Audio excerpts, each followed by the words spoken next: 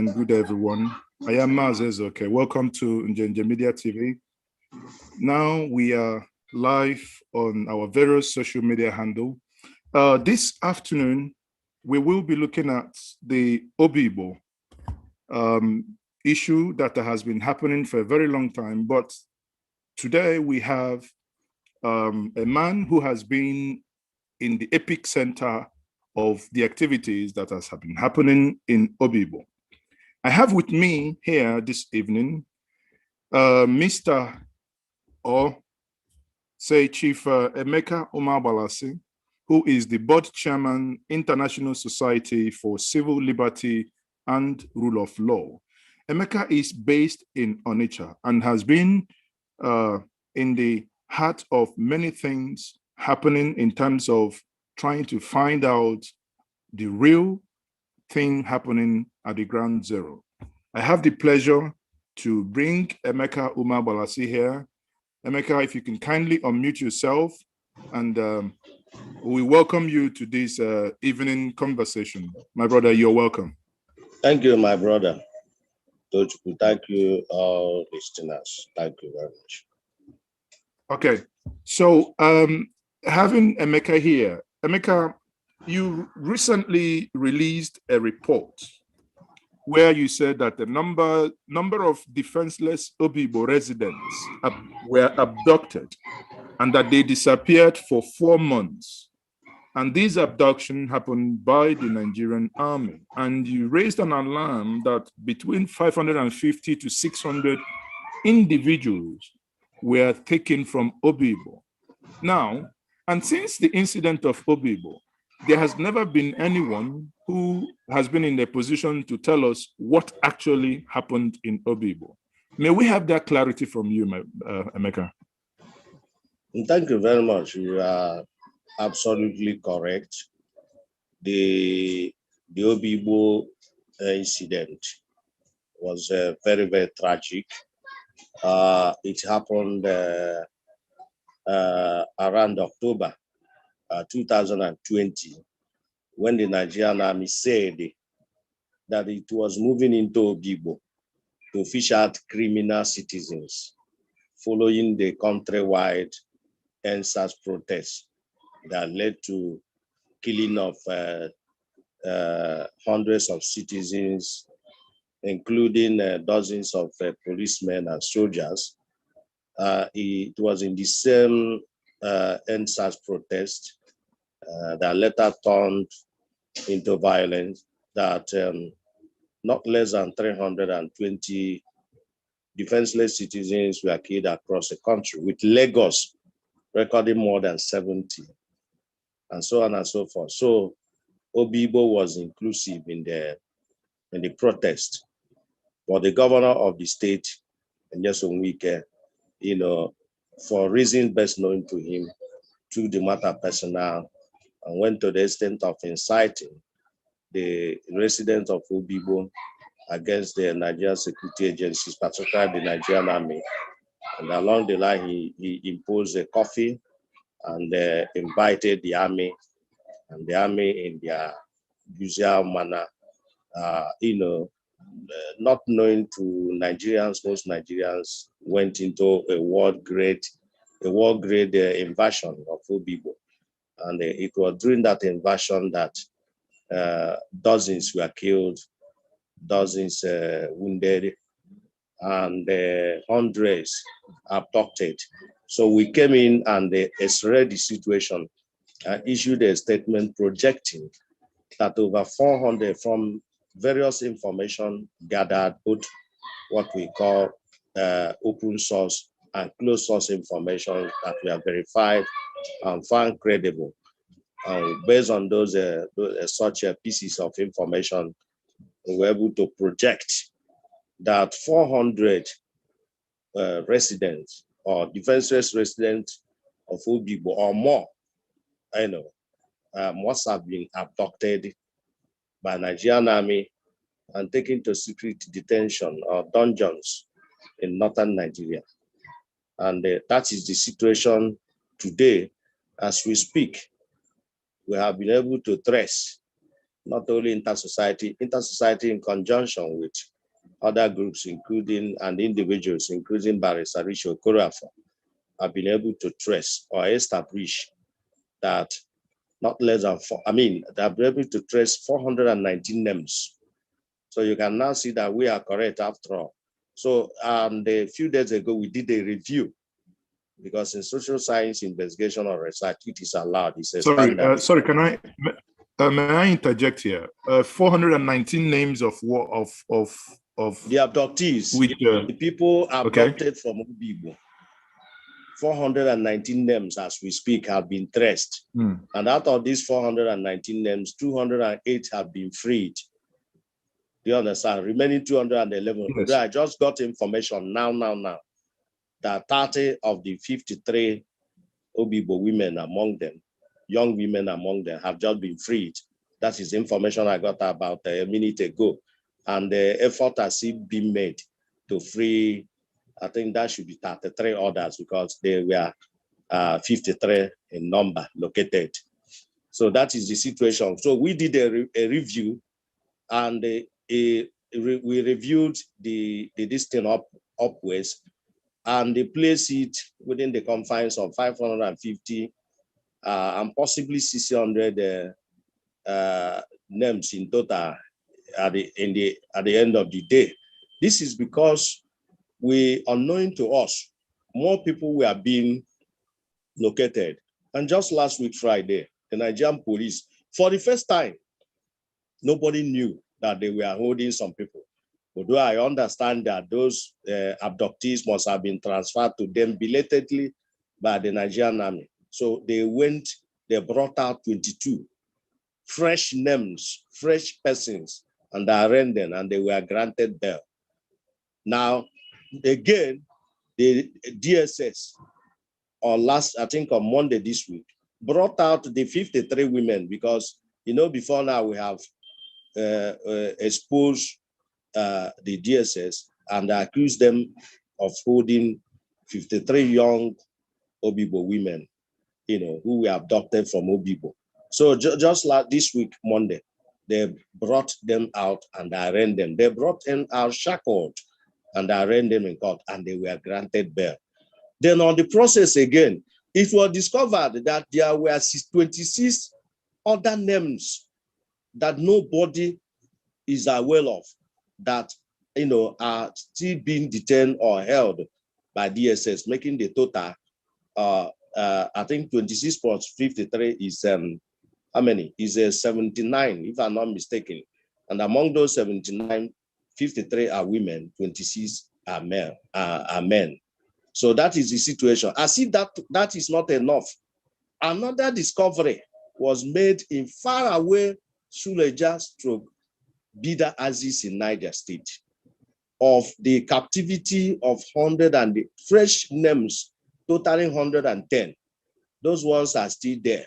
They were abducted. And these are related to Obigbo. Obigbo. All these people are Obigbo abductees. We got, it's a too high-wired information, contacts, and what have you. For instance, in that, the latest, the one I'm telling you now, we got to know of it through one guy who is 23 years, who went missing on 28 October at Imo River. So the guy happens to be a conductor. So the family gave us information, located inter-society, and gave inter-society information. Evis Ngozi Chibo is the name. And they told us how the guy went missing, how the guy was abducted. He was abducted alongside others while they were heading to Port Harcourt in a commercial vehicle where he was serving as a conductor. So from there to 144 Battalion, Asa, from there to Bori Camping, that is 6th Division in Port Harcourt, from there no more. He disappeared alongside others, and the family took the courage, and they went to the extent of contacting an army officer who, helped them, assisted them. And lately, the army officer informed them that, of course, he's an army officer of Northern Extraction. So he was there. He was one of those guiding them when they were brought to 6th Division. So he told them that he has succeeded in locating the guy to an army base. That's how he put it. To an army base located between Kuje and the Niger. Sorry, Kuje and Niger State. That's how he put it. So, and then, then I relayed information to Barrister and then others who are assisting, and behold, it was discovered that the same guy we are talking about, in alongside 109 others, are presently held captive in an army base, that is Nigerian Army Commando base, located between Suleja and Bida in Niger State. And of course, I'm sure you know that Niger State has the largest landmass in Nigeria. The landmass of Niger State is a kind of almost roughly 3 times that of the entire Southeast put together. 3 times the landmass of Southeast. So you can imagine that is where 110 of our people, of our defenseless residents of Obigbo, have been held captive for more than 4 months. So that is the summary of the situation. Now, to make sense out of the narration that you've given, you know, in essence, we have a space where something happened in Rivers State, and these people were arrested in Rivers. No crime known, you know, like you said, that conductor, they were on their way somewhere in a van, and he got abducted, taken to Niger State. When in Niger State, they were kept in army detention, not even the police, right? They were kept in army detention. Okay. Abducted by army and held captive by army. Okay. That and is the correct. Were there, were there documentations, were there efforts, were those people allowed to contact their families? That is exactly the point. When we use the word, any reasonable and well-grounded human rights crusader or activist must first of all have legal knowledge of the situation on the ground. When we say abduction, it now boils down to the question you just asked. Abduction by who? By Nigerian Army. Under the existing laws of the country, Nigerian Army lacks power to arrest, detain, investigate, and prosecute citizens or civilians who are not subject to the Armed Forces Act of 2004. The Federal High Court recently gave a validation to that effect in a landmark ruling that took place sometime in last month in February. So that's the word. And another aspect of it is that you have just captured it. Thank you very much for that, your wonderful observation. You cannot, when you abduct, when you said you are arresting somebody, and let me use the word, or not conceding to that fact, let me use the word arrest in quote. You arrest somebody, you excommunicate the person for his family, you do not, you fail to allow the person access to his family, to his physicians, to his lawyers, to anything that has to do with his family and the beloved ones. You did not, put the arrest, the arrest in quote, to public knowledge. Nowhere was that a so-called arrest reported or recorded officially, or through a public statement, or through official record of Nigerian Army. So, and again, you move the persons you arrested in the dead of the night. You transfer them to you start moving them from one military barrack to another. For instance, when they were abducted, they were first taken to 6th Division at night. From there, they moved them to Obigbo the same night. The next day, they saw themselves at Obigbo in Owerri. Then they kept them there. In the night again, they start moving them with the same vehicle they were brought to Obigbo. The next morning, they saw themselves at Mogadishu barracks in Abuja, and so on and so forth.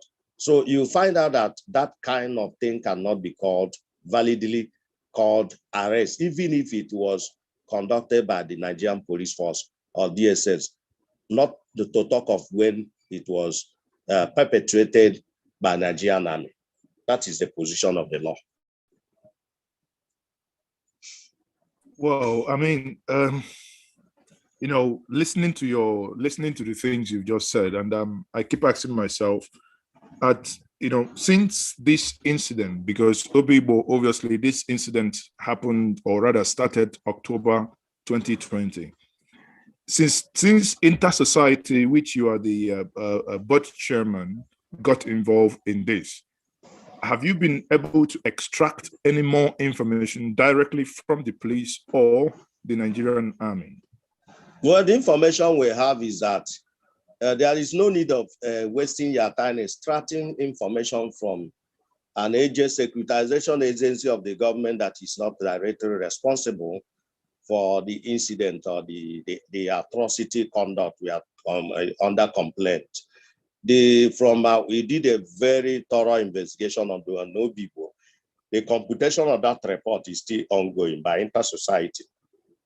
By the way, the Obigbo we are talking about, what happened at Obigbo wasn't restricted to Obigbo. It can properly be described as mob action, and it was widespread across the country. Now, coming to your question, there is no all effort to get the army speak failed woefully. But the only thing is that you must know that facts are sacred. If a professor is expert in speaking grammar, you can only slap and quieten that professor with statistics and facts. So also the agencies of government. But since we have been able to do our thorough independent investigation, irrefutable and irrebuttable, the Nigerian army has run away from speaking on that particular issue. And by the way, it may interest you to know that all the abductions that took place in Obigbo were perpetrated by Nigerian army. The Nigerian army solely abducted those people and solely took them to where they are presently being detained. And that is the situation. And our information was also collaborated by interviews conducted from the received from some of the freed victims. For instance, we didn't know that women, the women up to 50 were among those that were abducted. We didn't know. It was in the course of our interview with two young ladies that were freed in January, that they told us that in that female guard room at Mogadishu Barrack, they saw another set of Obigbo women numbering over 50. That's how they put it. And so on and so forth, even the cause of raping them, that all of them were in the same guard room and what have you. So it was from that information that we now put and spread our tentacles, and behold, through the high wire. May I interject at this point? Let me stay with the women you've mentioned, about 53 of them. You just quickly said here that the information you had was that these women were abducted from Obigbo and they were raped. Did I hear you say that? I think we should have allowed me to land in. I know. Okay, please go ahead. I mean, so you can just note it down. So when I must have landed, you can come back with the question, no problem. So as I was saying, so those two ladies were interviewed, and they told us shockingly that, look, Oga, we are not the only female there. In fact, in the course of finding ourselves in the female guard room at Mogadishu Barracks, that we came across, we discovered that there were 50 Obigbo women that were detained, abducted and detained with us. That's this thing. We said, is that so? They said yes. So after the interview with the ladies, we now spread our tentacles, and behold, the names were located by the time we intervened, because those women we are freed in January. The two ladies were freed in January, and we interviewed them in February, on February 8th. So from that February 8th, we got information, that type of shocking information from them. We now decided to make more inquiries. And in the course of inquiries, we discovered that true, that those women have been in the captive of Nigerian security forces, and presently they are being detained by the DSS. And when we did further investigation, we found out that they were detained severally by the army before being handed over to the DSS. And we, of course, we swung into action and got their names. And we released a statement accusing the DSS of holding 53 young Obigbo women. And up to today, some media guys went to DSS spokesman, that have one or something, Peter somebody, Dr. Peter somebody. And I said, the guy declined. He didn't make any comment on that. Do you understand? So, and as we speak now, my brother Tochukwu, I can confirm to you authoritatively that not only that those women were arraigned on Monday by the same DSS, and they were granted bail leniently, but also as we speak, in fact, your medium is the first to break this news.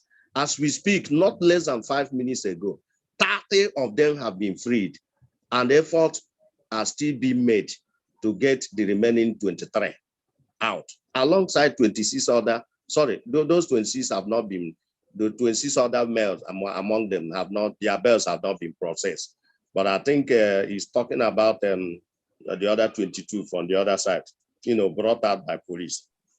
So my brother, that is the situation on the ground. That is what we have found. And the facts are sacred, like I said. Facts do not lie. So that is the situation. So basically, if I say that I'm not dumbfounded, I must be lying. That would be an understatement. Now, these women were kept there as probably, quote unquote, sex slave for over 4 months.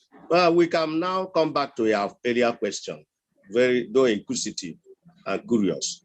So what happened was, in the course of interviewing the young ladies, one is 22 years, one is 23 years.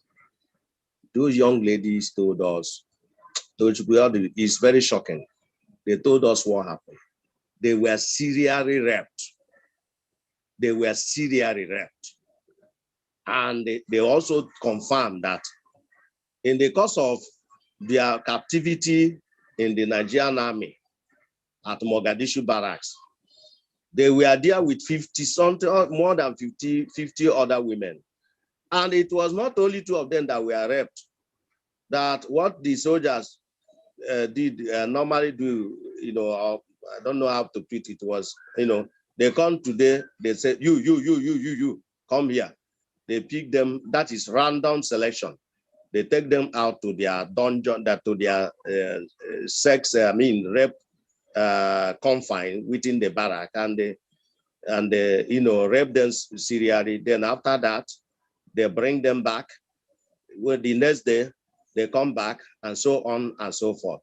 To the extent that one of these 2 women, who was a virgin, when she was struggling with them, 23 years, I think she's the one that is 22 years, when she was struggling with them, she made them to know that she is a virgin. And little did she know that she had just announced, giving the beastly soldiers the delicious food they were looking for. And they mercilessly raped this girl to the extent of inflicting injuries or bruises on her laps and what have you. So it was along that, and to the extent that the ladies also told us that one of them was raped. She fainted and she died. And they gave the name of that lady as Victoria. And they said they did not know the whereabouts of her remains or corpse. So it was from here, from this point, that we got to know that the other ladies among those 53 women also were made rape victims. But not to worry, more revelations are going to come out. But we are just talking about those that we have interviewed and have them on record and on camera. And this, from your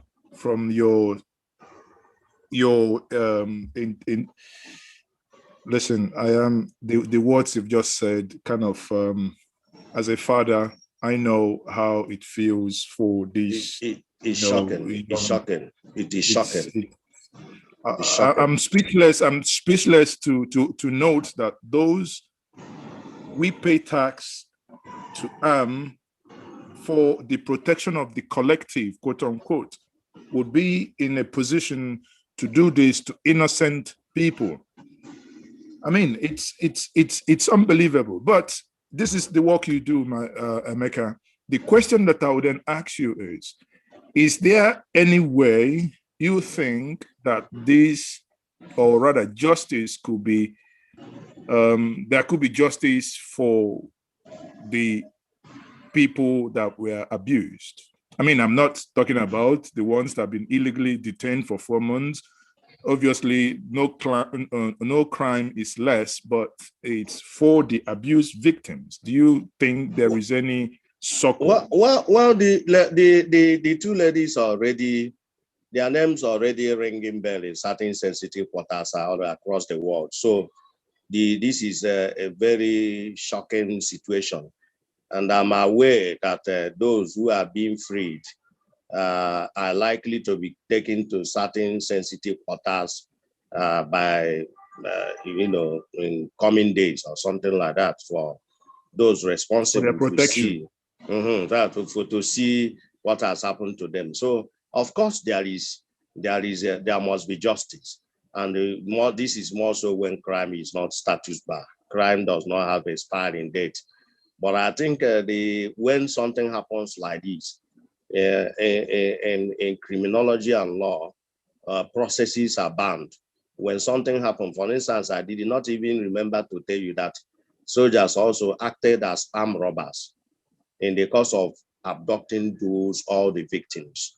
Do you know that among those women, of course, you have a mother, you have a wife, you have relatives that are females. You know how women think and run. Do you know that those 53 women, now 55, including 50, I think 57 now, because among those 22 persons that police belatedly arraigned on Friday last week, among them were 2 women, and they are yet to be freed because of the effort to fulfill their bail condition. So one thing I didn't let you know is that there was soldiers, our dear soldiers of the Nigerian army also became armed robbers in the course of abducting them, because all their belongings, the phone, the sanitary parts inside the bag, you don't go to the bag of a woman, that, but inside the bag of a woman, I'm sad, but I'm just laughing anyway. So, a lot of things from what we asked them, from inside the 2 women we interviewed. What happened? How about your bags and what have they said? Everything. If they bought new underwears, all of them disappeared. ATM okay, but hold on. Now you are talking about this. Now, these women were abducted. Obviously, they were not charged. They didn't go. It wasn't arrested. It wasn't an arrest by the police. That meant it's an illegal arrest, meaning they had no prison cloth, meaning they kept the same cloth that they wore, and apparently and invariably the same underwear that they wore at the point of arrest. They just, I mean, that is exactly the point we are making. You abducted somebody, you took away all his or her belongings. If the person abducted was a woman, you took away her bag And inside her bag, both ATM card, the national ID card, money. If the lady was a sales girl, you took away money that catch some that were realized from daily sales, and so on and so forth. Her sanitary parts, her bra, if she, decided to have space and what have you, they catch everything, ATM, phone, SIM card, loaded the credit, the data, this, that, and what have you. All those things were taken away from them. And we were made, subjected to wear, like you said, one set of underwears for a period of 4 months. Nothing. Their families were not aware. Nobody was allowed to assess them, and so on and so forth. Only God knows. So the soldiers acted as armed robbers, because do you know why we say that? We have been able to release 208 of them, excluding the 30 that have just been announced, freed. We have been able to release 208 of them. So on the screen here, you will have some of them in court. Were these among these people that we can? Yeah. No, yes, these are the 63 people that were released before this one, before the ongoing process. Do you understand? Okay. So look at these guys now. Those guys you see there, all those clothes you see them wearing were bought newly. All the sandals or what have you see them wearing were bought newly. Every I can see the bedroom slippers and the they cannot wear one bedroom slippers for 4 months. So maybe because of the cost and so that's the thing. Everything they wear there was got. Do you know that at a point in the course of releasing freeing about 7 of them, abandoned at a DSS abandoned facility back in January. The DSS refused, insisted that they must be cleaned up before they can release them. So that made the good Samaritans to bring in the new clothes, which they wore and things like that before they were allowed to be, before they were freed. So, my submission is that the soldiers of Nigerian army became armed robbers too. They also robbed them, because all the people that were freed, none of them recovered a dime. None of them recovered a single item that he or she was with during the time of his or her abduction. None of them. None of those items has been cited till today. And there is also danger. For instance, there is most likelihood that their bank account must have been tampered by way of fraudulent withdrawal. Do you understand? These are the things we're talking about. So a lot of things, of course, you know that in crime, somebody can go for break and burglary, and along the line commit another set of offense like armed robbery, like stealing, and so on and so forth, like aggravated assault, like property damage. Whereas originally he was accused of burglary. So that is exactly the same. So there is a litany of crimes, and those crimes are heinous. But that is the situation. It's not the issue of saying people were abducted and held for 4 months. What is the position of the law, position of the constitution with respect to all these things, vis-a-vis those who abducted them, and the provision of the law? It's also another aspect of what we are talking about, because we cannot pretend to be, if we hold this program and get me and participated in this program, and in the end there is no citation of what the law says, then it will look as if that Nigeria is a jungle. Nigeria is a lawless society where anybody can do anything and get away with it. So thank you very much. So through your effort and the effort of Inter-Society, over 500 of these young men and women been discovered. Now, we are only talking about the ones that are lucky to be alive. if my memory serves me right, I recall that you once made a publication as to the ones that weren't so lucky to be alive. Can you walk us through that? To how you got.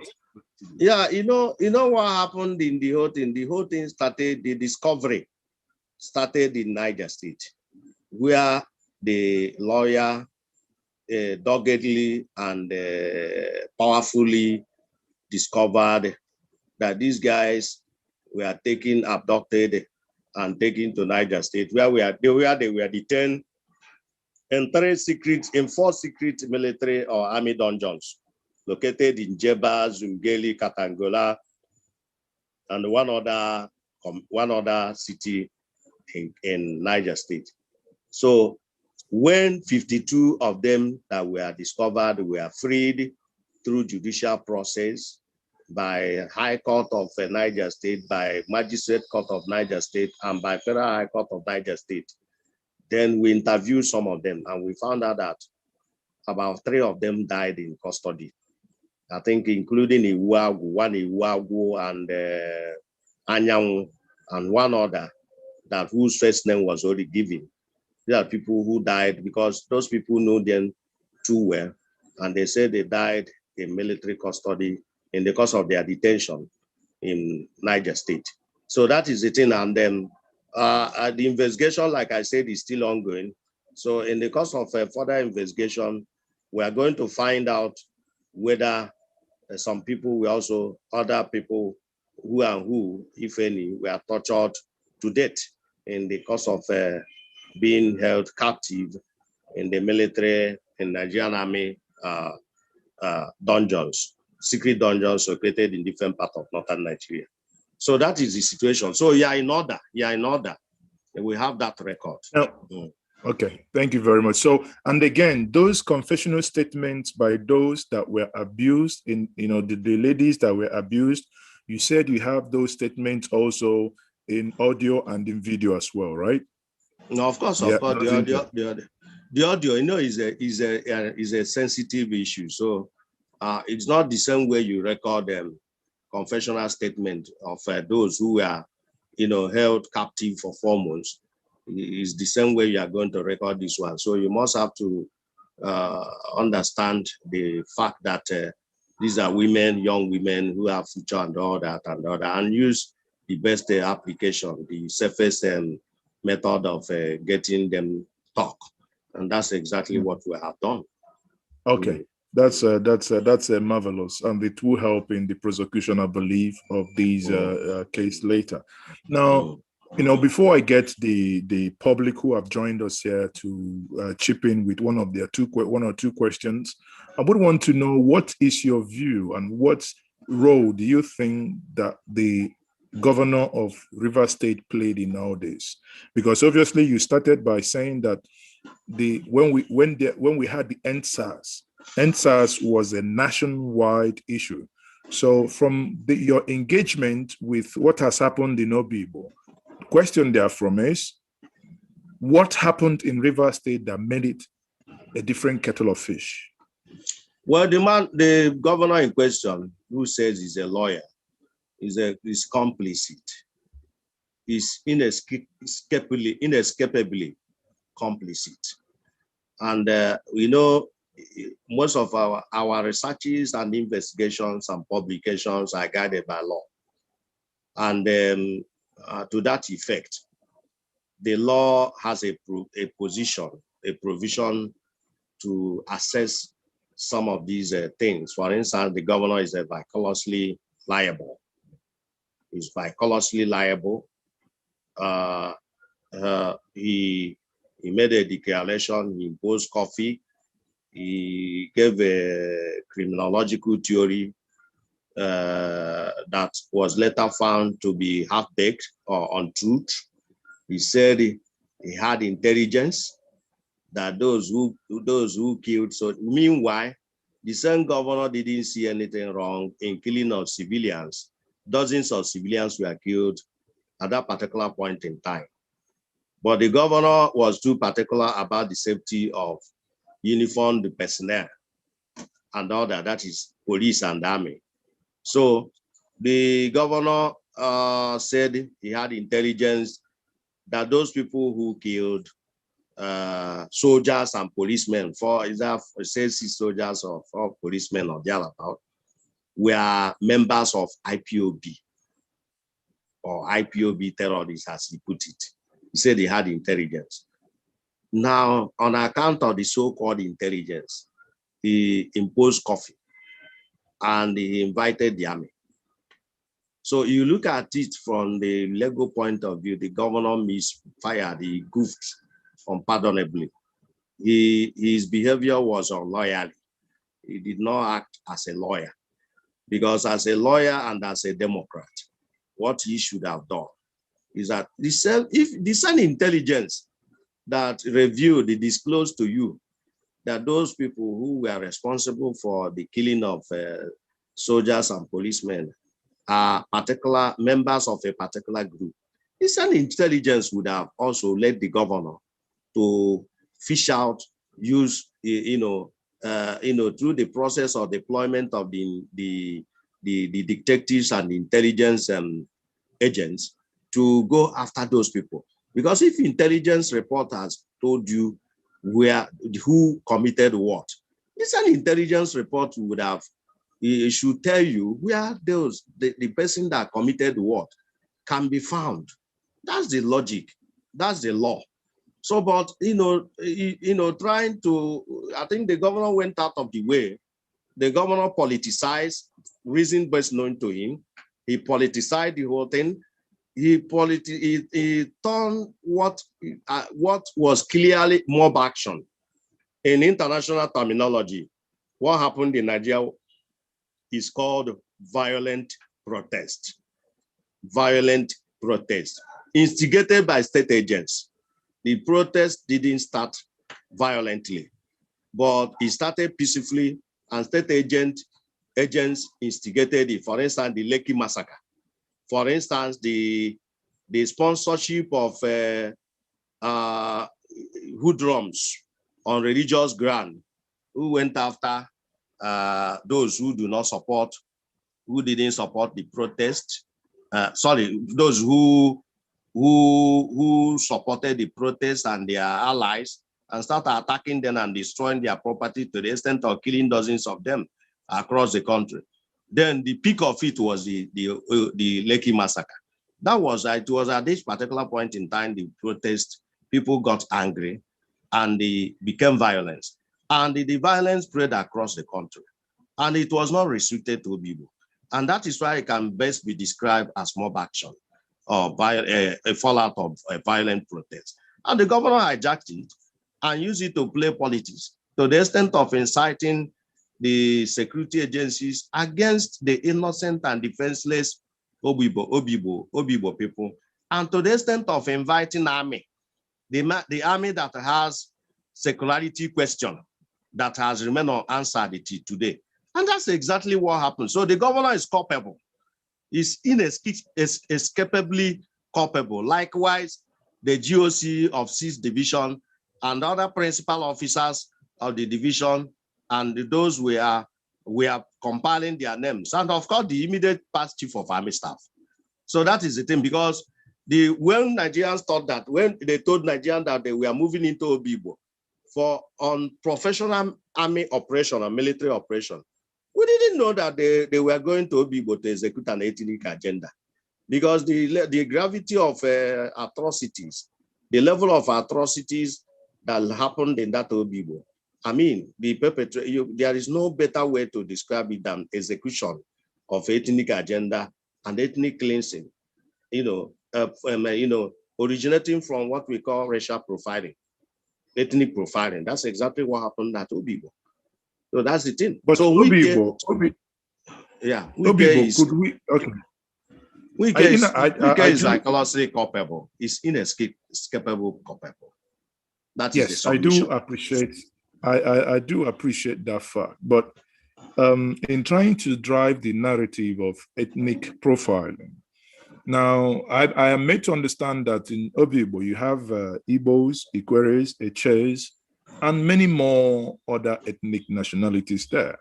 It Now, depends. It depends on the historical background, the historical facts you have, and I'm sure you are aware that am I still communicating? yes, we're here, but it appears your camera has gone off, but go ahead. Okay, so what we are talking about is dependent on the historical facts. The Kwele, the Che, the this, the that, the Anioma, the Esnifite, the Nbise, the what have you. All these people are fundamental component of Igbo Federation, Igbo ethnic nationality. I'm telling you as a researcher. So those people, you are talking about mini. They are not even micro nationalistic components. They are components of Igbo Federation. Obigbo is a densely Igbo populated area of River State. So if you are talking about a part of Oh, okay. Sadly here, I think the connection to my good friend Emeka is gone off. And we will be reconnecting back to him and we see how that goes.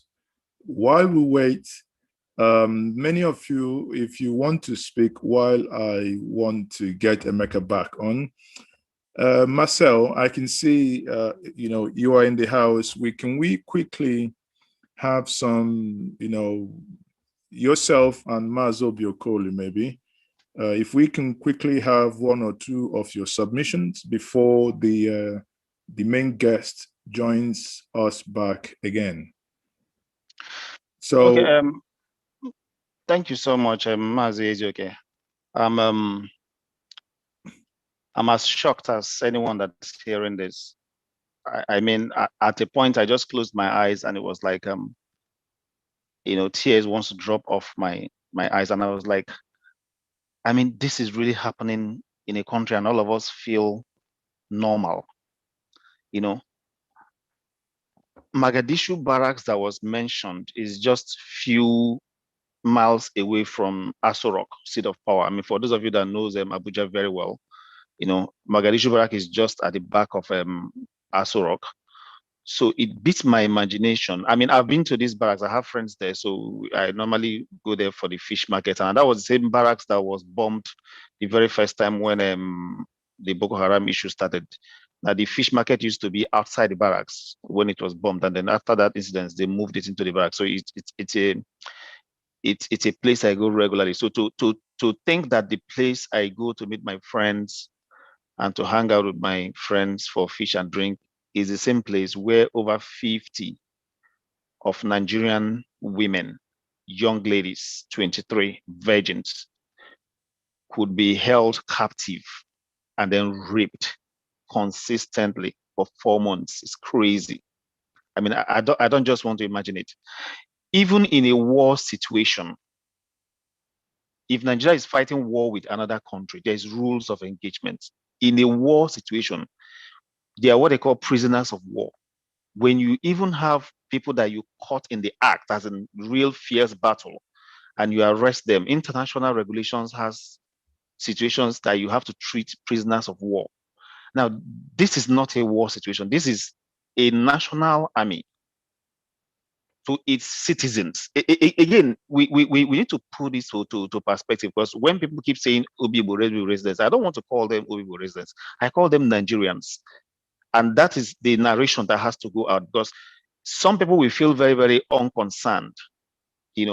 50 women moved from a particular location overnight to another location in the capital city. It looks as if most atrocities that's actually happening in Nigeria is actually happening behind the president's backyard, and nothing is happening. We know what happened during the NSAS protests, where people came out on the street of Abuja with weapons and government SUV vehicles unmarked and started ordering thugs around. So it looks as if most of the atrocities happening in Nigeria actually happens just behind the presidential system.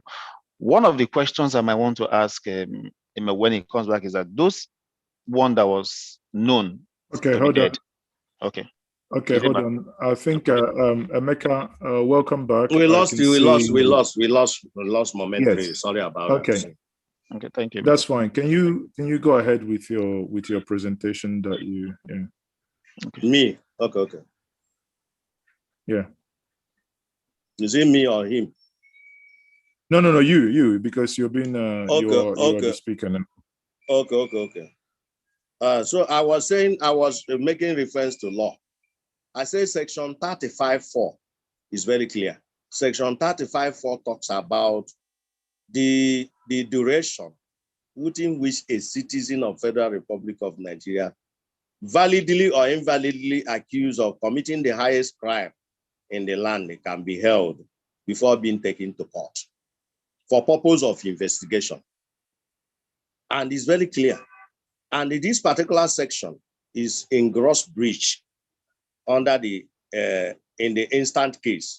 Then if you also look at section 36(4)(5) of the same constitution, within the one that talks about right to fair hearing.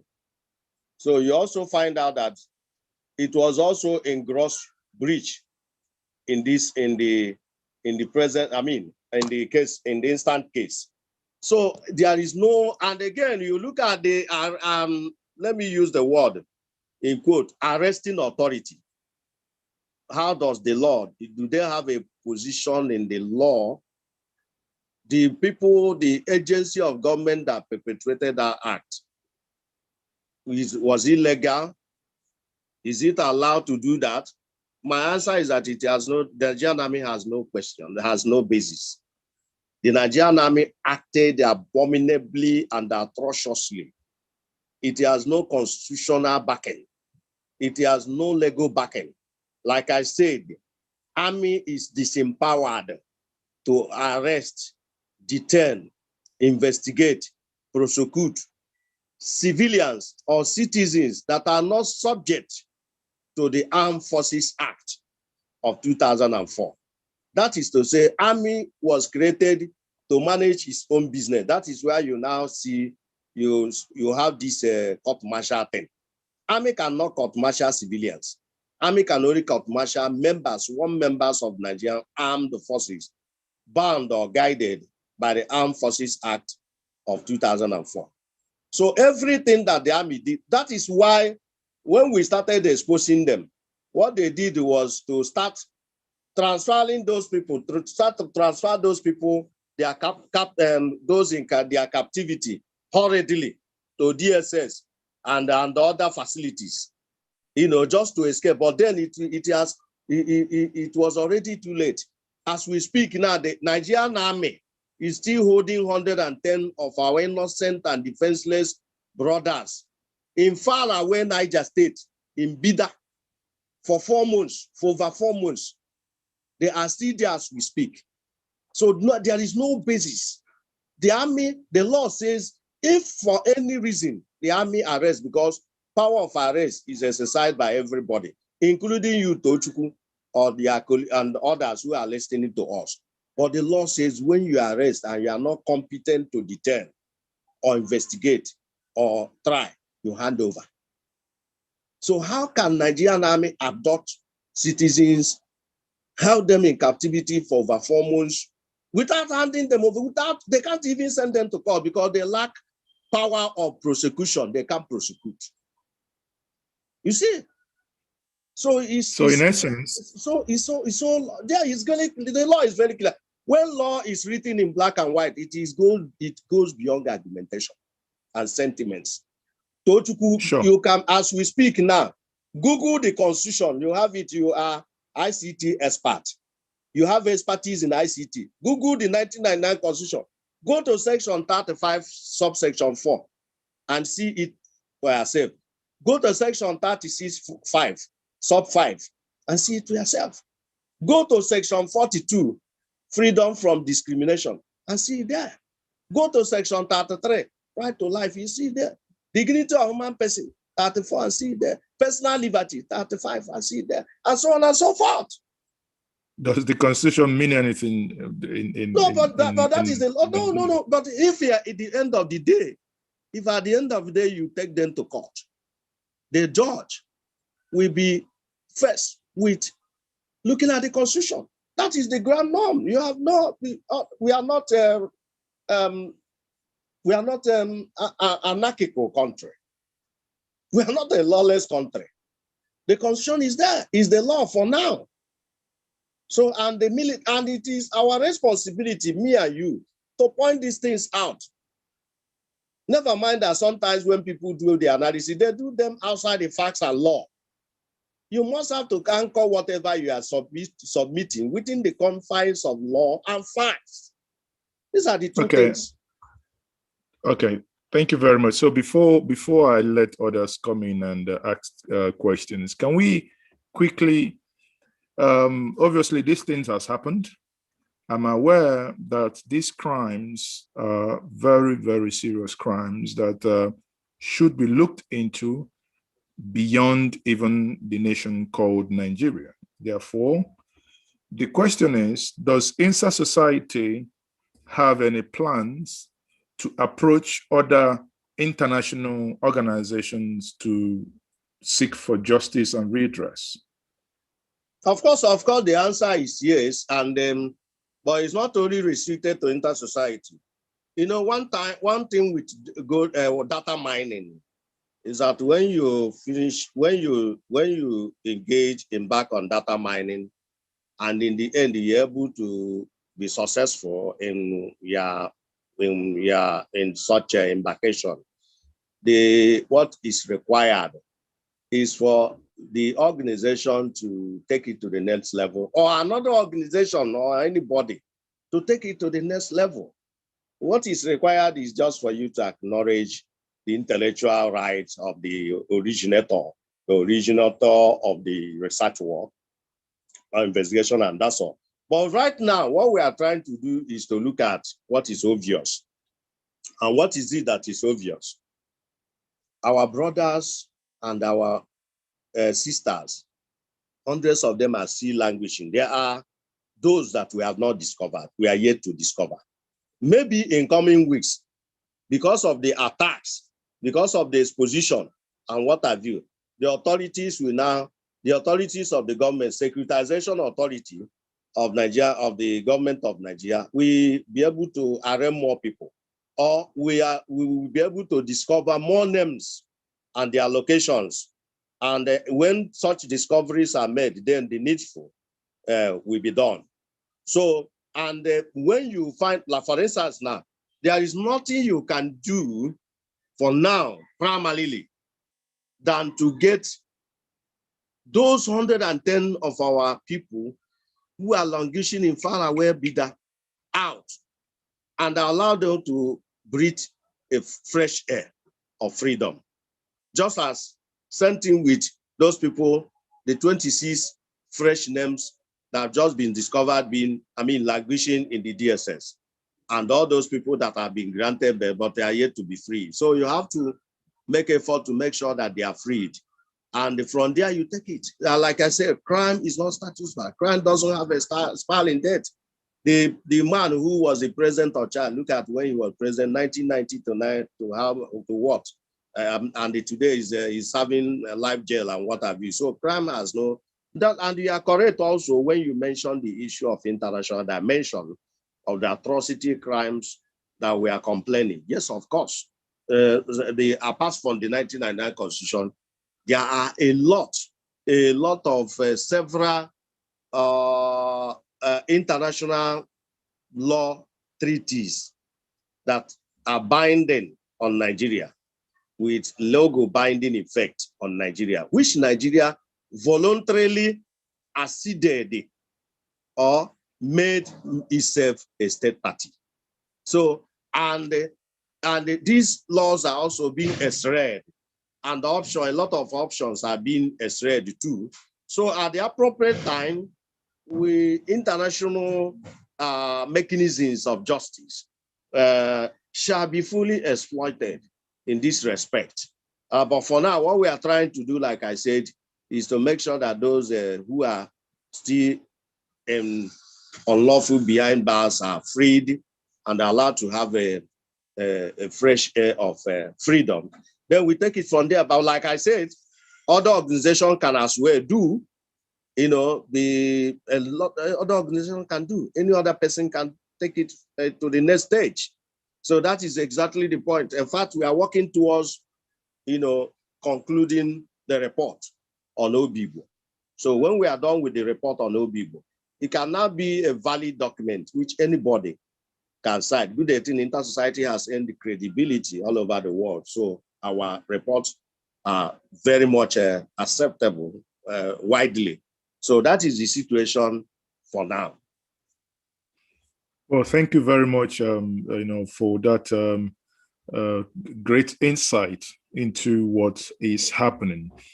And on that note, I will take questions from the audience, and kindly raise your hand if you want to ask or make any comment. If it's a question, please not more than 30 seconds. If it's an input, not more than 2 minutes. Now, I will take Nwankwo Nwachukwu. Please, can you unmute yourself and kindly make your presentation, Nwankwo? Yeah, okay. I greet you. Thank you for the good job you are doing. I'm calling from Iceland. Go ahead and make your presentation or ask your question to the guest, please. Thank you. Yeah, my question is this. First of all, I have heard about these issues of kidnap, and I know our leader have made a frantic effort. That is what is making an improvement of their release. So I want to thank you for the good job you are doing. So my question is this: what is the governor? Because this is the people of his state that this thing happened to. What is the position of the governor in respect of these said people? Because Obigbo is in Rivers State. So what is his own responsibilities? Because he is the principal person who is in charge of the state. Will be held, is accountable to any citizen that is Thank moved. You very much. Yeah. Thank you very much. So can I take the next person? Kevin Hugo, can you quickly ask your question, please, Kevin? Good day, everybody. Can you hear me? Yes, quickly. Yes, we can hear you.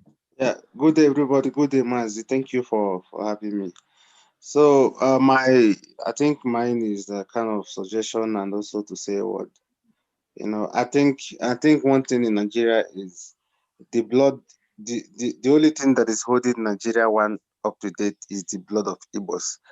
I don't know why they cherish like I've been hearing this in the whole night. I've been shedding tears. I've been like, wow. So this thing has been happening. And this man called himself a governor.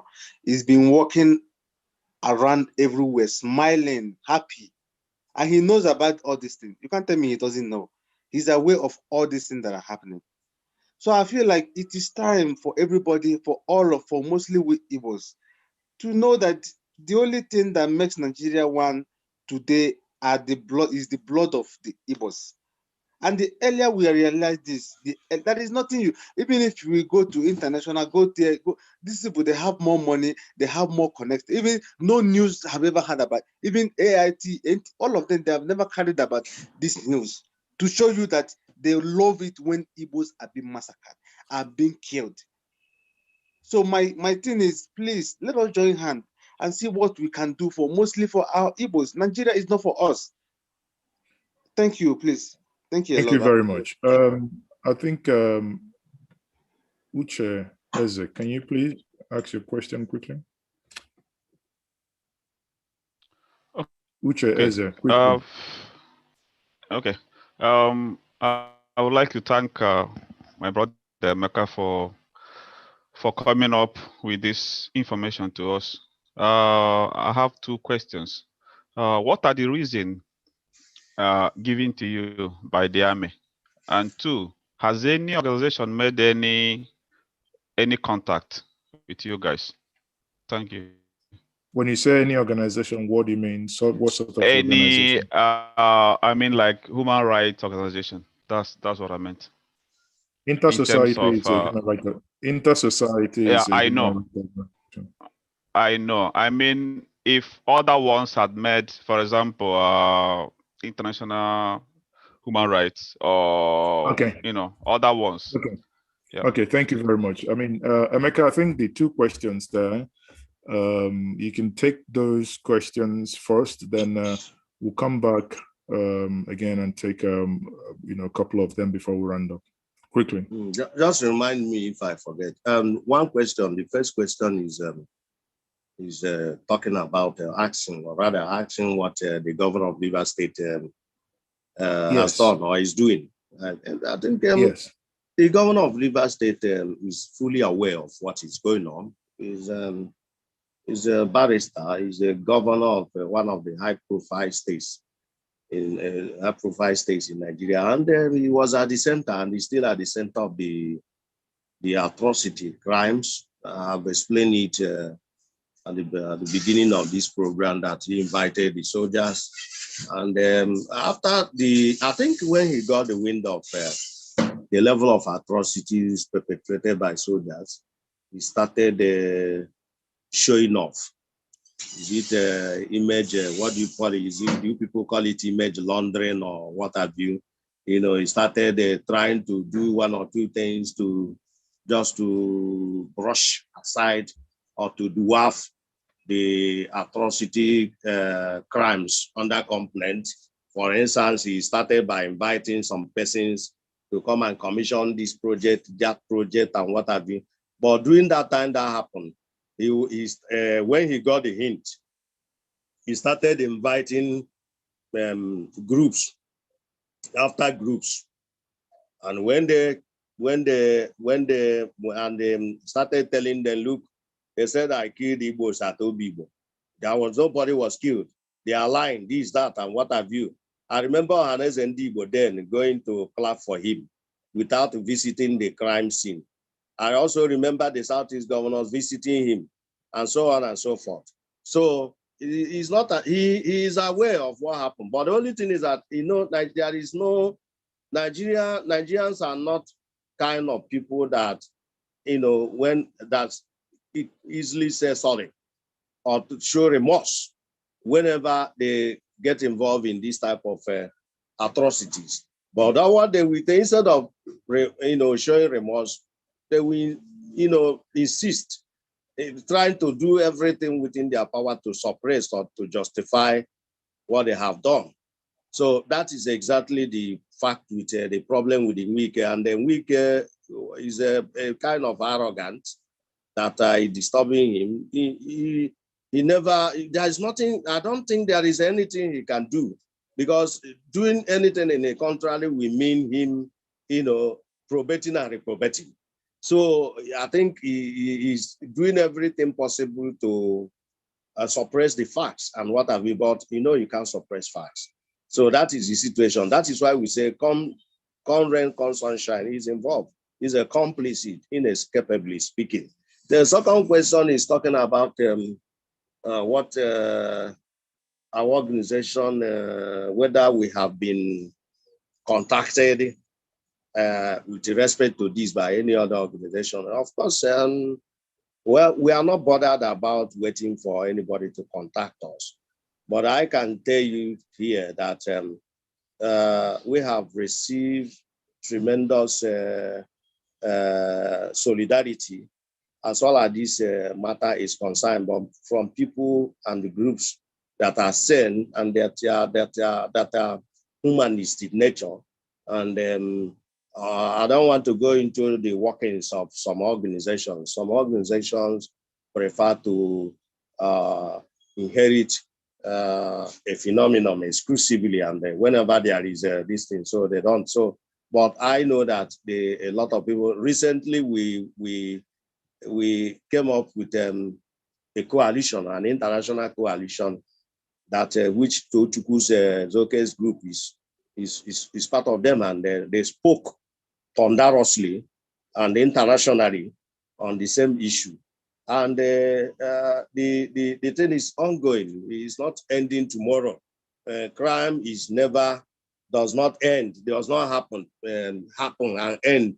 Same day it happened or it was perpetrated. So it's something that requires consistency and what have you. So we're on it, and as weeks or months come and go, people we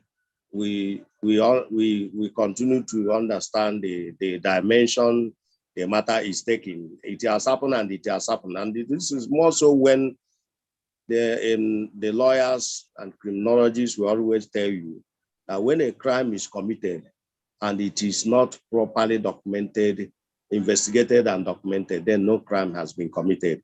And you have technically set free the perpetrators. But when it is committed and it is properly investigated and documented, then we have then a crime has not only been committed, but the perpetrators have been marked and given a kind of a dent for the rest of their life, because they will never know peace for the rest of their life because it is already databased. Thank you so much. Am I forgetting any other question, please? No. I think that those are clearly the two questions. But let me bring in Mazo Obiokul. Ojoli Ibozi, you're welcome here. So can I have your contribution or your question to Emeka? Chief Eze, okay. Thank you so much for this opportunity. Emeka, I greet you with the sincere greetings of peace. And I'm seeing you for the first time. Well done. We have been talking for quite some time. Chief Eze, okay, the honest truth here is that ever since I became a human rights activist from civil liberties organization, the conduct of the Nigerian army has remained consistent without change. And the honest truth is that there has not been so many organizations like Intersociety who has challenged them to do right in accordance with the Constitution of the Federal Republic of Nigeria. And secondly, the apathy and the attitude of our people in the eastern part of Nigeria specifically has always been that of disdain, because we do not pay any attention to our citizens. You saw what happened in Ibadan, and about 4 governors went down to Ibadan to discuss when there was a conflict between the Yorubas and the Hausas.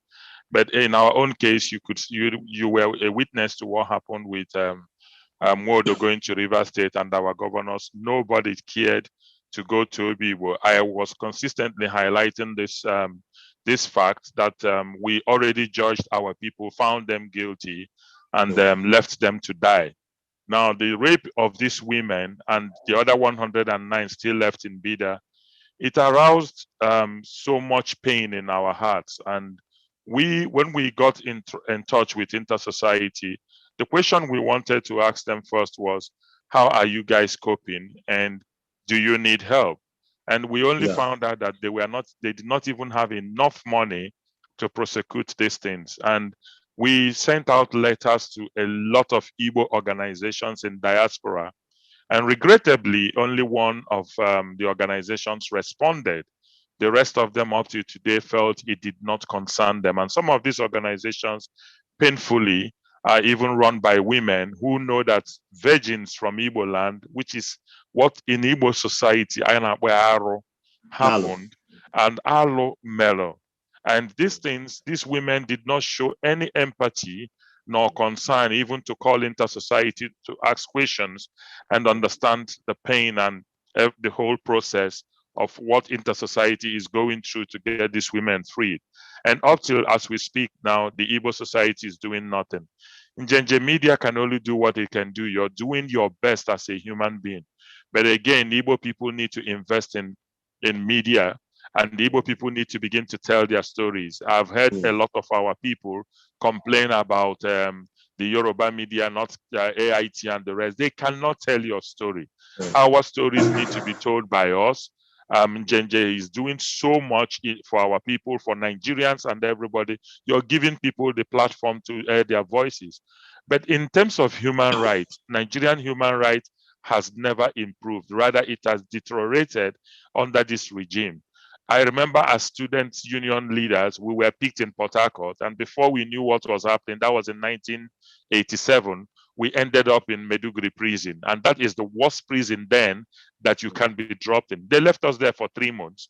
And one morning they just opened the door and said, hey, Malamobi, just go, nothing, no money, nothing. And we had to go to the Igbo traders in Meduguri. They contributed money and gave to us that we went back to the University of Jos. So this attitude of inhuman treatment of Igbos and a lot of Nigerians have been consistent. It is only now that a lot of organizations as Inter-Society is beginning to call them into question. And we need to do a lot to bring the European Union, the International Court of Justice, and other human rights citizens go and other human rights organizations to the know and understanding of what is really happening in Nigeria. As we speak, Nigeria is going into abyss. There is no law, there is no order anymore. Each day you can see what is happening. So, but in terms of Obigbo, I have repeatedly said it, even as we speak, Chief Ezeoke, as we speak, send your journalists to Obigbo. Obigbo is still under siege. You have to drive around. You cannot go anymore from School Road into Obigbo. From the express, you have to go around multiple roads before you're able to get into the Obigbo main town from the other side of the express road going towards School Road. The other Umeagbalasi side is a little bit free. So they are still under siege. They are still being maltreated.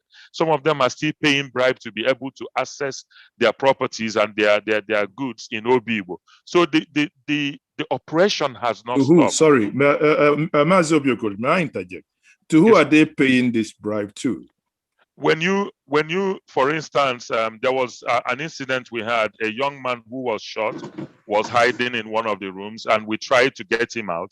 We now had to get a police officer from Port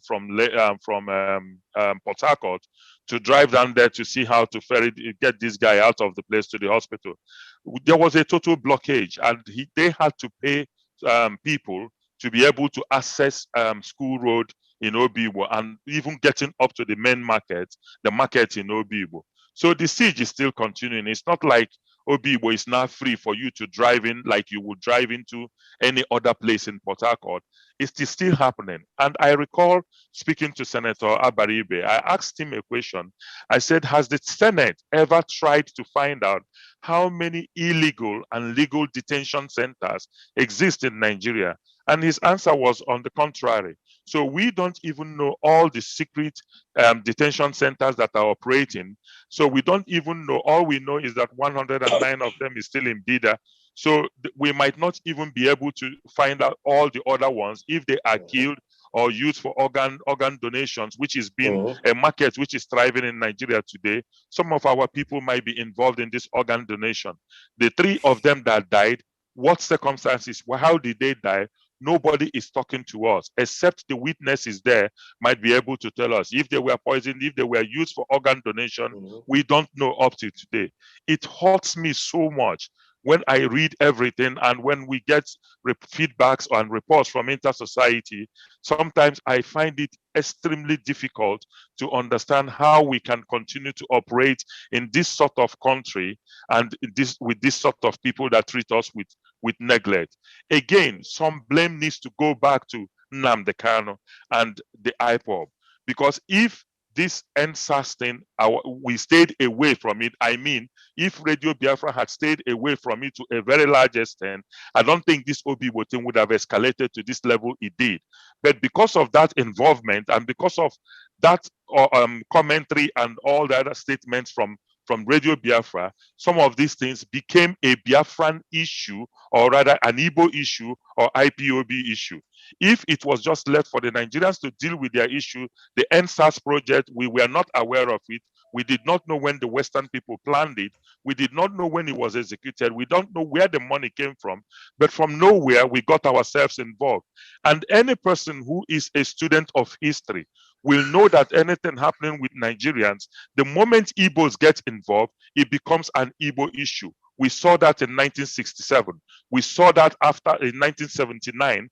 We saw that when just something happened in Belgium, somebody criticized Mohammed and the Igbos were killed. So we have always bared the brunt of any criminality or any incident that happens in Nigeria. I would have expected any student of history to have stayed away from it. I think my heart is heavy tonight, Chief Ezeoke. I can't speak any further, but I thank you so much for what you're doing. Comrade Emeka, may God continue to guide and protect all of you and keep you alive. God bless you. Thank you very much, Mazi Obiokoli. You have eloquently put it. You know, I could not disagree in nothing that you have said that I can disagree with. I completely agree with you. You know, again, I think we can be wiser. I let Marcel pick up from where you stopped. Marcel, over to you. Okay. I wanted to make this clear. I do not think anybody should be blamed for the actions of Wike and Nigerian military. Neither Nnamdi Kanu or anybody. Those people should be held strictly accountable for their actions. There are rules of engagement, and if we are in a small global community, people should be held accountable. Abducting hundreds of citizens to a remote location and raping them massively for 4 months, you can't blame anybody out of it. It's an action that was taken by an institution, and that institution will have to be held totally accountable for that action. So let's not mix things up. And then secondly, I needed to quickly confirm from Emeka, the 3 dead people that was confirmed, was their bodies released to their family? That is one question. Their bodies were not released to their family up to now. No. How can they release their bodies when they excommunicated the living ones from their families? And their families are not aware of their whereabouts up to today. Okay, my other question is this. I listened to a lady from that zone. I can't remember her name now. She gave an account of what prompted out in Obigbo, saying that it was first a disagreement between the Hausa Fulanis and the Igbos during the NSAS case and all that. No, that story went on. Now I want to ask you, looking at the people that has been released so far, what is the ethnic composition? Does it reflect the 2 regions that was fighting each other, or just one? I don't think. I think just like I said from the one, what happened at Obigbo was ethnic execution of an ethnic agenda and ethnic cleansing and ethnic profiling. I don't think it has nothing to do with and those atrocities were perpetrated by state actors.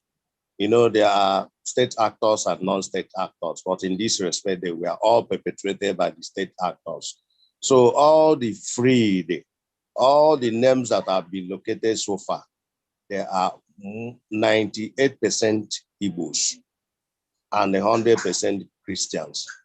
And again, let me quickly make a point here. I don't want to know, just like you said, Kevin, you made a very valid point. We don't run a jungle here. We run a process. We run a society. We run a society governed by law, by a set of laws. And including the conduct of the Nigerian army, conduct of the Nigerian police, so conduct of SSS, they are all governed by rules of engagement, code of conduct, ethical conduct, and the laws. Therefore, if there in your state, there was a violent clash between Hausas and the Yorubas, heaven didn't fall. So it's normal.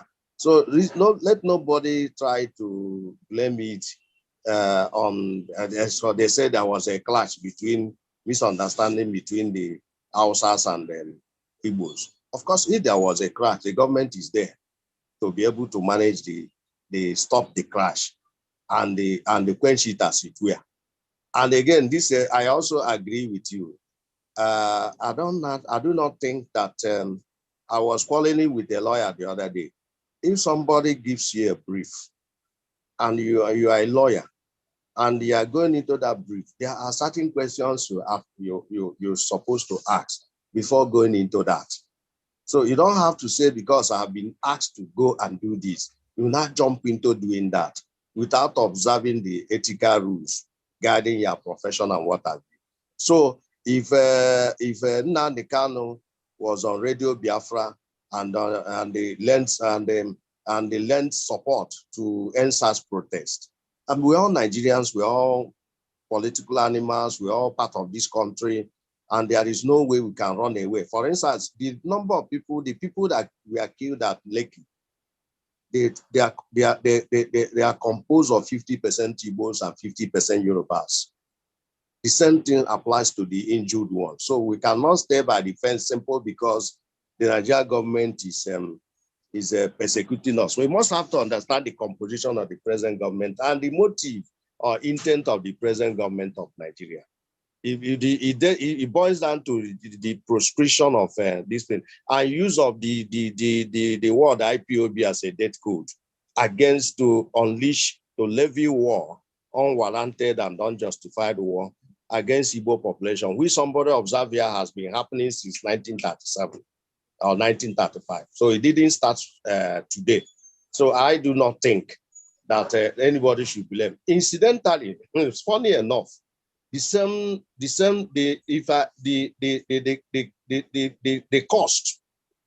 cost of bringing out these people, from the information I gathered, is the same group we are talking about here. That is why sometimes in most of our publication, we try to single out a paragraph of commendation to the role played by the same Nnamdi Kanu and the IPOB leadership of IPOB in this respect. A lot of things they have done in the area of assistance and what have you. So that is my submission, just to support what we have just said. Thank you. Okay, finally, this whole issue seems to have been quieting down, as nobody is hearing about. Nobody heard about it in the country. This is my first time of actually hearing the reason. What do you think happened? What is the? Are you not talking to the media, the AIT, the channels, the Punch, all the top, all the other? You know, what's actually happening? You know, when you want to do struggle in Nigeria, Tochku is aware of what I'm saying. Thank God for him who started this Njenje media. When he started it, I thought he was joking. But now I see that he is very, very determined. See, my brother, this is a country that is divided heavily or deeply divided along ethno-religious lines. If you want to do human rights activism in Nigeria and you want to defend your people, you want to identify with your people, you must have to be ready to carry a cross, because there will be backbiting, there will be frustration, there will be isolation, there will be attacks, there will be a lot of gang-ups against you because you are not sounding the language that you are supposed to sound for you to be able to have international linkages, contacts, connections, and what have you. Something applies to somebody going into media practice in Nigeria, or somebody engaging in media advocacy or social advocacy using the Nigerian media. So, I mean, the fact we summarize the whole thing into 3 types of violence being faced by Igbos in Nigeria. The cultural violence, that includes the media blacklisting and what have you, by the mainstream media in Nigeria.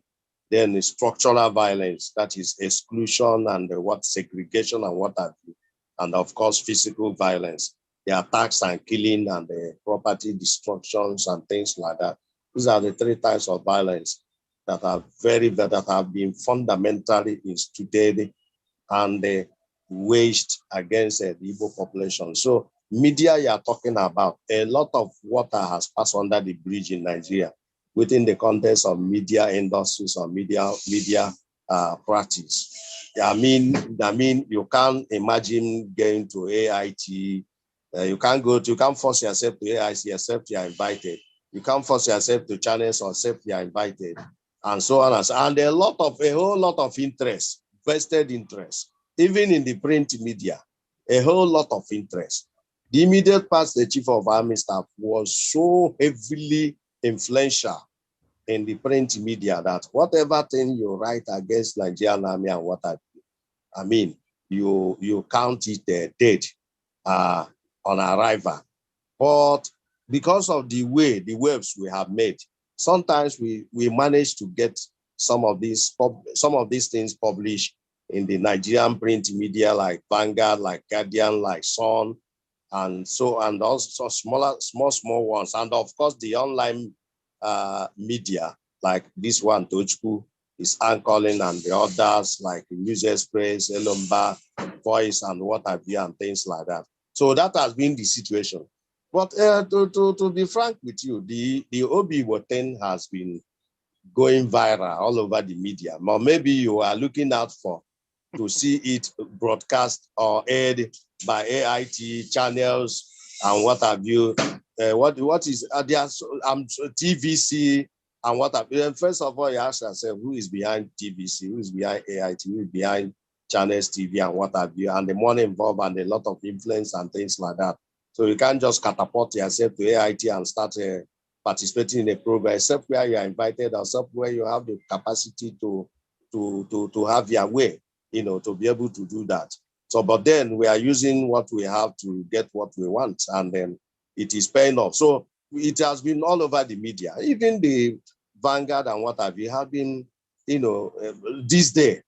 I mean, they have been following the stories and so on and so forth. And lately, a lot of people, a couple of them are still coming to speak or to interview us or ask questions about the development of the incident.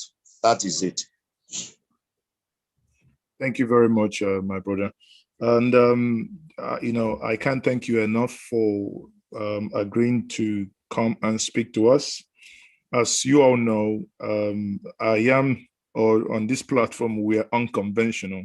Most times we do not speak on those things that the mainstream media do, as we have always had in private conversation. I mean, I no longer want for us to sit back and blame some people saying we are being blacklisted. If someone is blacklisting us, for Christ's sake, we have the tools. We unblacklist ourselves. Yes. Therefore, that's why we are here. We can decide to have this conversation as long as the internet permits. We can decide 3 hours, 4 hours, we pay ourselves. If we go to other platforms, I don't think we can even afford 15 minutes. But here, we can decide as much as we can, and we have to keep pushing out that narrative. I think one of them said here at the beginning, no one can tell our stories better than we do. And in doing that, we tell our story. This is firsthand. On that note, I must, if I take some comments from people watching on the social media handle, especially on YouTube and Facebook, and many of them are asking, how can they help in this legal action? Now, Emeka, I want to push it to you, if that is okay with you, for Inter-Society. If people are saying, how can they help? When it comes to finance, I don't want to get involved because, that's a very an easier platform to blackmail people in our place.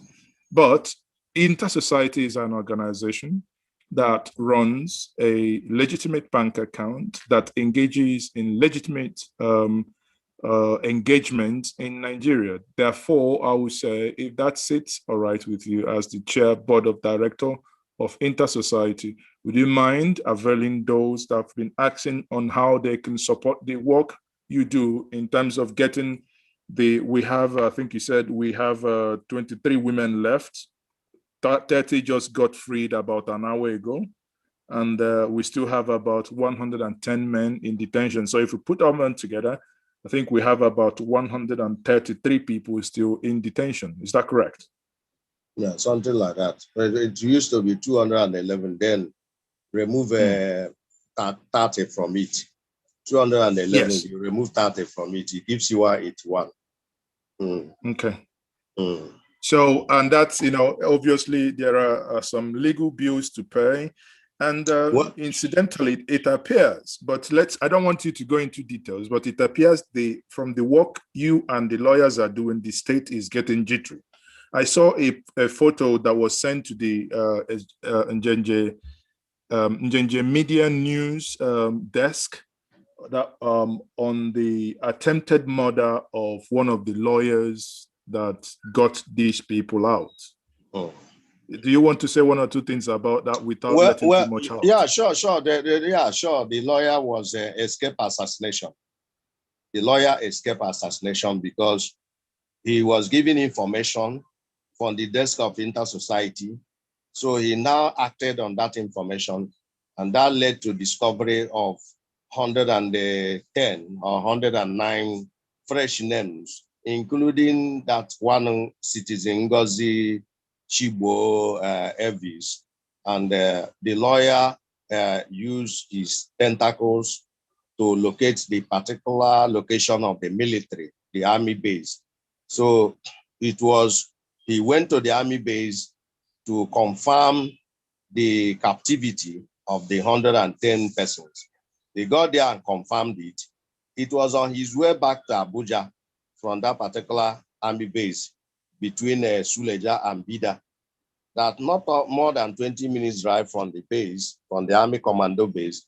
It was double cross, and that was how he narrowly escaped being assassinated. So that one is a fact on the ground. And quickly about the issue of help. Yes, Jochukwu, I agree with you. When it comes to issue of money, we know that it is one of the major challenges, major negative, this thing, I don't know how to put it, with which the Igbo people are knowing today. You know, it is a general belief that Igbo people can't do something for themselves or for the society without asking for cash support or without asking to be paid. And I agree with you in that respect. And the people like us at Inter-Society are very, very mindful of who wants to support or who we go and ask for support. But like this Obigbo of 18, yes, we are. It is also important for us to clarify that we are part of it, but we are not. There is inside it, we have subdivision of labor. There is aspect that has to do with lawyers handling the matter, and in times of litigation, in times of legal process. Let me use the word legal processes. So Inter-Society is not deeply involved in times of legal processes. A lawyer and his colleagues are handling that, and they are in touch with some of our brothers, like I mentioned a while ago. But generally speaking, that incident is a project. It's a bigger project. It's a project that involves a lot of things. The documentation, the research, the investigation, the databasing, the sharing of information, and so on and so forth, the archiving, and the transportation cost and what have you, and so on and so forth. So that makes it a project, a general project. And if anybody wishes to support Inter-Society, fine and good. It is a project, like I said, but we are not insisting that we must be paid or money must be given to us for us to be able to do it. Because we have been doing it since December, since December till now. If we calculate the monetary worth of what we have done in a market, in open market, it runs into millions of naira. But we are not spending that, even though we need money to do that. We are getting the result. We are doing it according to our own destiny, while the lawyers and his colleagues are also doing their own part on that aspect. So that is the situation report. So I believe that what I can only say is that Inter-Society is not only working on Obigbo abductions. Inter-Society is also working on general report and documentation on Obigbo massacre. May I save you? So may I save you from? May I save you from the? No, this explanation is very important in support of what you just said. Yes, yeah. I do understand that. But I'm done. Yeah. If people are requesting for, if they want to support Inter-Society, all that is needed is how to tell them to do that. Obviously not cash. It has to be an account that is linked to Inter-Society. Are you able to avail them the account number, which bank, so they can? There is no problem, but that is why we are making this clarification. So that if you are supporting Inter-Society, you will now know that you are supporting the work of Inter-Society, which includes what is going on in Obigbo and others. Like the other day we spoke, and beyond. And the other day we spoke on Olo. I think we already told you. We spoke on Olo version. And so many other issues like that. So the work of Inter-Society is worth supporting. I don't want us to particularize it to Obigbo. It's larger. Our work is larger than that of Obigbo. What is going on in Obigbo. And above all, we are doing that which we are supposed to do for our people. Pricelessly. That is it. Okay. So what is going to happen now, in order that we pin it down, can you please then mention your account, the Inter-Society account? I think what I will do is that I think what the best way to do it is so that we go to another level is that I don't want us to waste much time on this issue. What we need to do is that if there are people who willingly want to support us, you are the anchor. That's fine. You are the anchor person. So if you direct them, so we can give you the account. Okay, that's fine. That's fine. I think on that note, we no longer have a further question. But it's also what you have mentioned that Mazi Obiokori that spoke that what you have mentioned that the Igbo Board of Deputies UK did tremendously recently for Inter-Society. So we will continue to appreciate them and others like that. So that's the thing. So there is no harm in supporting us. Once it is genuine, no problem. So thank you very much. Why can't you tell us the number we can reach him, mobile number or anything? How can we reach Inter-Society? Oh no, Tochukwu, the number is there. Do you want to put it down? No, you can say it. Probably it sounds better in your mouth. Okay. 0081. The phone number be? Yes, 081. 740. 740. 900. 900. 52. 52. Repeat that again. Yeah. 081. Yes. 740. Yeah. 90052. It is also our WhatsApp number. Okay, so again, for many of you who want to reach Inter-Society, they can also visit our website. They can also visit our website for them and see things for themselves. Our website www.intersociety-ng.org. That's our website. So you've heard that the website is Inter-Society, then the telephone number, both WhatsApp and normal call is 081740900052. On that note, I will say, Emeka, thank you very much for the last an hour, 45 minutes. It has been a pleasure speaking with you to understand what is happening in Obigbo. Now, before we go, I would quickly say, what's your view and what do you think happened in Olu? Well, what happened in Olu was the same, have a semblance of the Obigbo army attacks, but the quantum or the gravity of that of Olu is not yet it's not yet commensurate or comparable with what happened. But then the intent is there to by the army to if unchecked to make it look worse than what happened at Obigbo. So the military, the army said that some people, attack his personnel and the other personnel of Nigerian security forces, and it moved.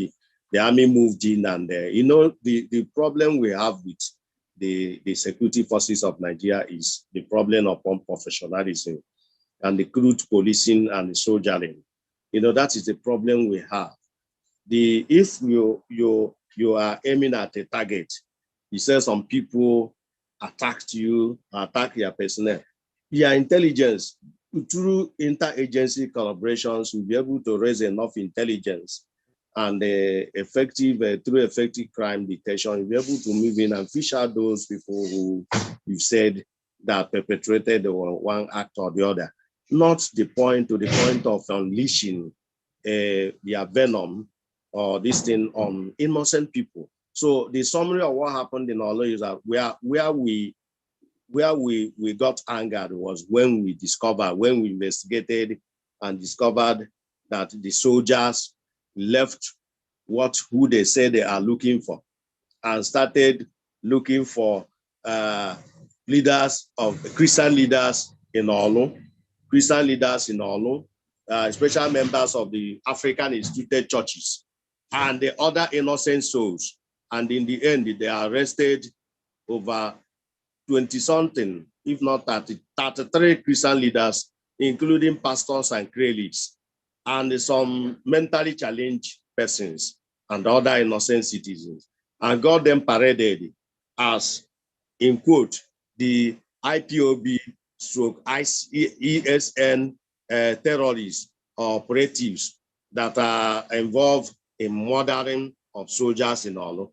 And we investigated and found out that what they said is not correct. And we issued a statement telling the whole world that look at the caliber of people they went and arrested.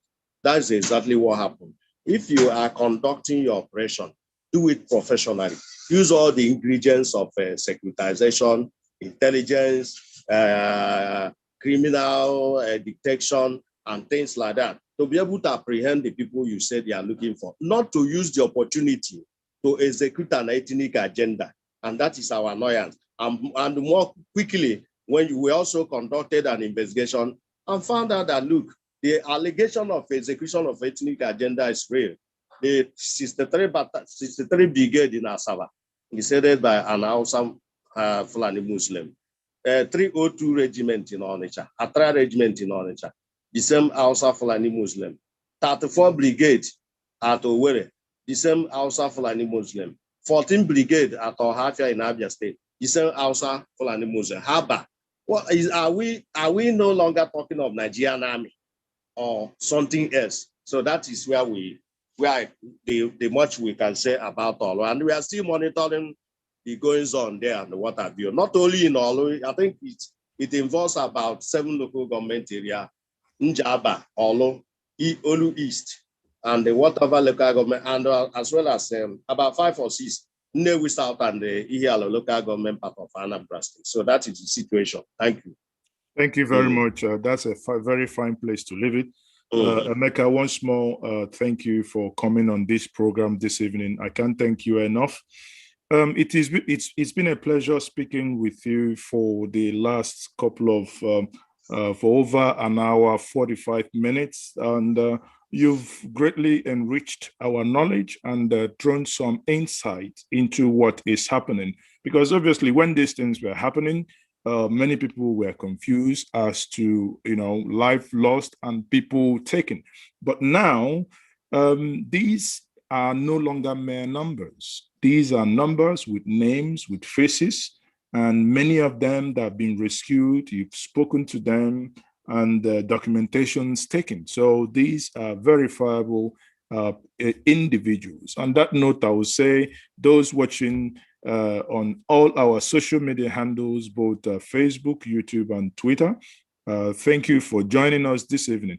And I will tell us, join us tomorrow, 7 o'clock Nigerian time, 6 o'clock p.m. UK time. We will be having a very fantastic conversation with Mr. Tony Nnadi and Professor Banji Akintoye, who is the leader of the Yoruba World Congress. We will be discussing tomorrow Nigerian Union Dispute Debates and Dialogue Series, the impact and the significance of the constitutional force majeure. Now, Tony has been in the forefront of saying that the Nigerian Federation has expired since 2014. He also went further to argue that the component units of the Federation should actually start operating in order to have a total collapse of the system. Now, that is the much I understand about his argument, but join us tomorrow, as it's going to be a very interesting time to have him discuss with the professor, who incidentally agrees with that thinking, that Nigeria is an expired entity, that there are other means to bury the cat. On that note, I will say thank you once more for being our guest this evening. Tomorrow is another day. Join us same time tomorrow. Thank you, everyone, and have a wonderful evening, every one of us. You have a blessed day. Thank you once more.